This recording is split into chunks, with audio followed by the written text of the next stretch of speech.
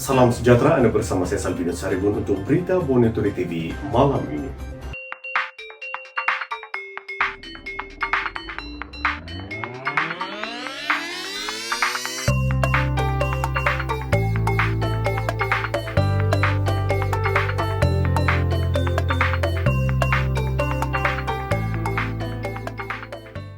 Tragedi 1 Syawal. 5 sekeluarga rentung dalam kebakaran di Bin Suluk Mempakut awal pagi tadi. Tragedi 1 Syawal. Kegembiraan menyambut Aidilfitri bertukar menjadi tragedi bagi sebuah keluarga selepas seorang ibu rentung bersama 4 anak lelakinya dalam kebakaran di rumah mereka di Kampung Bin Suluk Mempakut awal pagi tadi. Mangsa rentung ialah Aisyah Jumat 58 bersama 4 anak lelakinya, Zulkarnain Othman 34, Zulnisham 27, Rozaini 26 dan Rosdi 24. Suami Aisyah, Othman Ali 64 bagaimanapun terselamat, manakala 2 lagi anaknya yang berusia 25 dan 29 tahun melecur dan sedang menerima rawatan di Hospital Beaufort. Pengarah Jabatan Bomba dan Penyelamat Malaysia Sabah, Kamarul Zaman Malik Abdullah ketika dihubungi berkata, pihaknya menerima panggilan mengenai kejadian terbabit kira-kira jam 2.54 pagi tadi. Sepasukan bomba dari Balai Bomba dan Penyelamat Kuala Penyu dikejarkan ke lokasi kebakaran. Kebakaran melibatkan sebuah rumah jenis tidak kekal yang musnah 100%. Bomba berjem mengawal kebakaran kira-kira 5 pagi tadi. Jelas Kamarul Zaman, pemeriksaan di lokasi menemukan 5 mangsa yang rentung dan telah diserahkan kepada pihak polis untuk tindakan lanjut. 2 mangsa yang cedera kini ditempatkan di Hospital Beaufort untuk rawatan lanjut. Puncak kebakaran dan jumlah kerugian masih dalam siasatan, katanya. Di Telupit, sederet 5 buah kedai di Kampung Gambaron 1 musnah dalam kebakaran yang bermula kira-kira pukul 4.30 petang tadi. Ketika api mula marak, semua premis tersebut ditutup sempena Aidilfitri.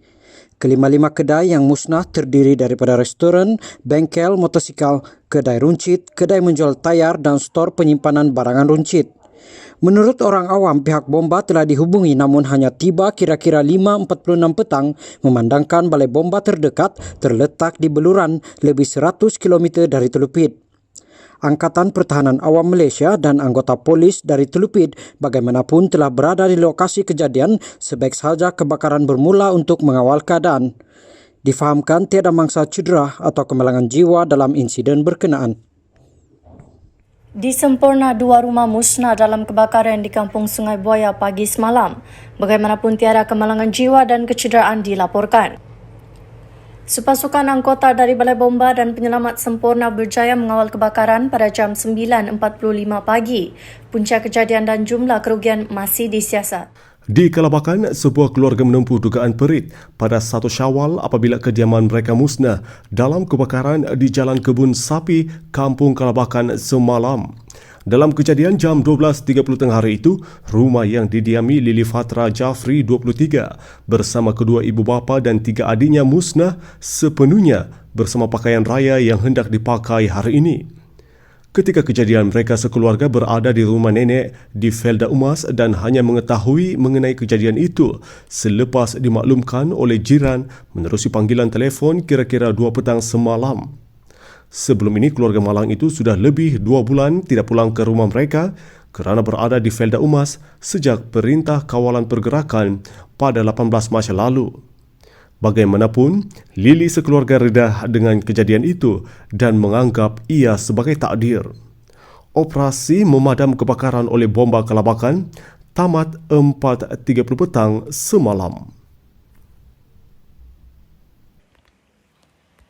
2 kes positif COVID-19 dilaporkan di Sabah hari ini, menjadikan jumlah kumulatif meningkat kepada 343. 1 kes dilaporkan di daerah Lahadatu manakala 1 kes lagi di Ranau. Menteri Kesihatan dan Kesejahteraan Rakyat Datuk Frankie pun berkata, masih terdapat 33 kes aktif di Sabah dengan 10 kes di Kota Kinabalu dan 5 kes di Lahadatu.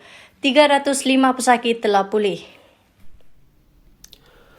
Meskipun penganjuran Pesta Keamatan tahun ini dibatalkan berikutan pandemik COVID-19, namun pertandingan untuk ngadau dan Sugandoi Keamatan 2020 tetap dilangsungkan pada penghujung bulan ini di KDCA dengan sedikit kelainan iaitu secara online, sejajar dengan prosedur operasi standard SOP ditetapkan pihak berkuasa.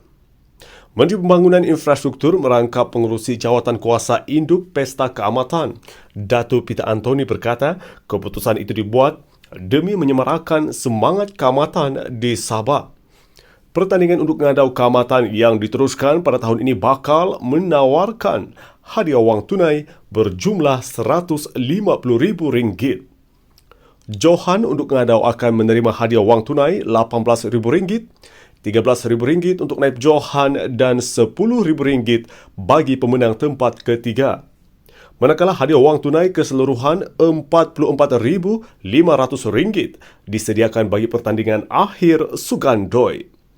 Johan Sugandoi akan menerima hadiah wang tunai RM6,000, RM4,000 bagi naib Johan dan RM3,000 untuk tempat ketiga.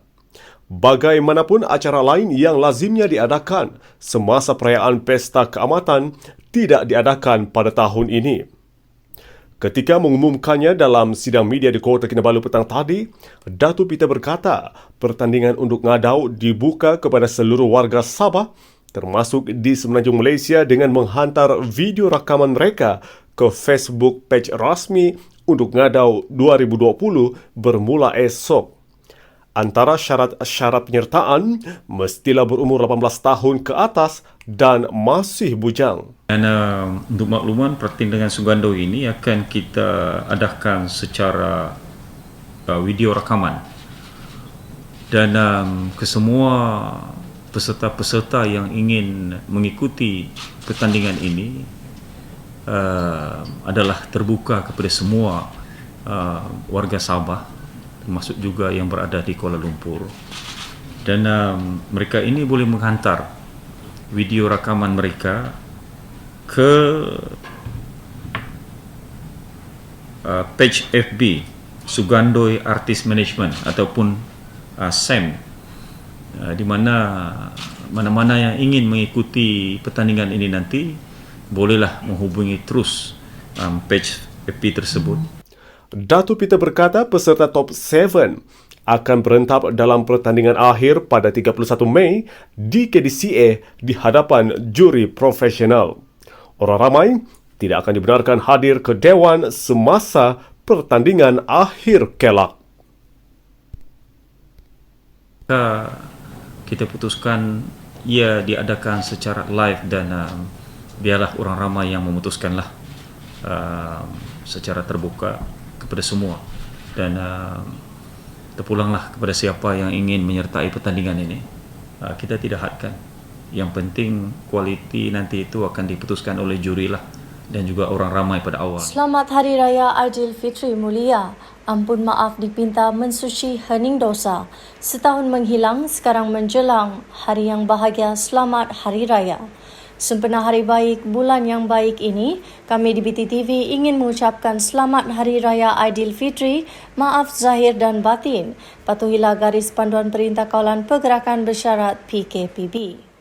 Kopi senangan, Yokui Salbino Saribun, Omar Yana Konogi dan Muhammad Son, ketebian Tadau Raya Aidilfitri, maaf zahir dan batin. Assalamualaikum, selamat lebaran buat lima keluarga dan dinakanku minggu cukup berada. Tak kesempatan tu ingin aku menyusun 10 jari memohon kemaafan seandainya un terkasar bahasa dan perbuatan dekat maku. Selamat menyambut Hari Raya Aidilfitri dengan ingatan tulus ikhlas, maaf zahir batin. Azamul Yashin, BTTV. Selendang bahu dipakai bidadari, bangis bergaya bersama bidadar. Cara bau dihayaya, ayaya disambut hantap senang hati. Selamat Hari Raya, maaf zahir dan batin. Embak pun kita gua, Syawal anonongaton sembut gunai pramai. Betam, kita muyu gagah jago malapitu. Ingat, kita jaga kita. Selamat Hari Raya, maaf zahir gunai batin. Selamat Aidilfitri. Hello, have a blessed Hari Raya to all my Muslim family, friends and to everyone celebrating. Maaf zahir dan batin. Stay safe and take care. Ketobian mengkongsikan kepanandakan Hari Raya Aidilfitri, maaf zahir dan batin. Sekian berita Borneo Today TV malam ini. Bagi pihak seluruh kru penerbitan, kami ingin mengucapkan selamat menyambut Hari Raya Aidilfitri, maaf zahir dan batin.